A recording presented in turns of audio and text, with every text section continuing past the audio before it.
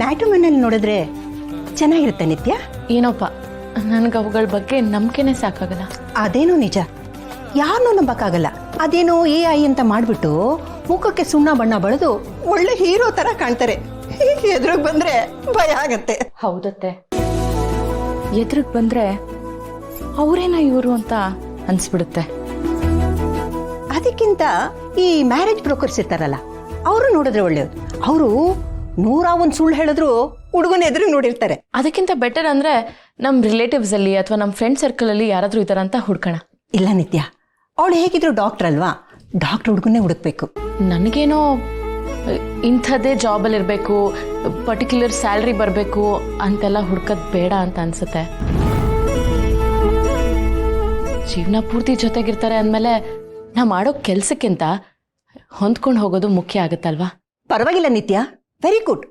ನಿನ್ನ ಯೋಚನೆ ಸರಿಯಾಗೇ ಇದೆ. ಹಾಗಂತ ಒಂದು ಡೀಸೆಂಟ್ ಜಾಬ್ ಡೆಫಿನೆಟ್ಲಿ ಇರಬೇಕು. ಹೌದು, ಹುಡುಗ ಹೇಗಿರ್ಬೇಕು ಅಂತ ನಿಧಿ ನಿನ್ನ ಹತ್ರ ಏನಾದ್ರೂ ಹೇಳಿದಾಳ? ಅವಳಿಂಥ ವಿಷಯಗಳ ಬಗ್ಗೆ ಎಲ್ಲ ಹೆಚ್ಚು ಕನ್ಸ್ಕೊಂಡವಳೆ ಅಲ್ಲ. ಹಾಗೆ ನೋಡೋಕೆ ಹೋದ್ರೆ ಎಲ್ಲಾನು ಹೀಗೆ ಇರಬೇಕು ಅಂತ ಹೆಚ್ಚು ಬಾಕ್ಸ್ ಮಾಡ್ತಿದ್ದವಳೆ ನಾನು.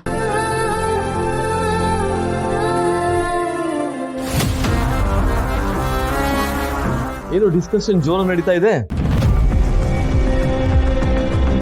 ನಾವು ಗಂಡಸರು ಜಾಯಿನ್ ಆಗ್ಬೋದಾ? ಅಯ್ಯೋ, ಅಂಥದ್ದೇನಿಲ್ಲ ಅಂಕಲ್.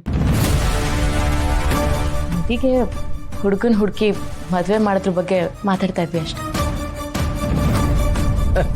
ನೀವಿನ್ನೂ ಯೋಚನೆ ಮಾಡ್ತಾ ಇದ್ದೀರಾ? ನಾನು ಆಲ್ರೆಡಿ ಒಂದು ಸ್ಟೆಪ್ ಮುಂದೆ ಹೋಗ್ಬಿಟ್ಟಿದ್ದೀನಿ. ಅಂದ್ರೆ ಆಲ್ರೆಡಿ ಹುಡುಗ ಲಿಸ್ಟು, ಅವ್ನ ಕುಲ, ಗೋತ್ರ, ಜಾತಕ, ಸಂಬಳ ಎಷ್ಟು ಅಂತ ಎಲ್ಲ ರೆಡಿ ಮಾಡಿಬಿಟ್ಟಿದ್ದೀನಿ.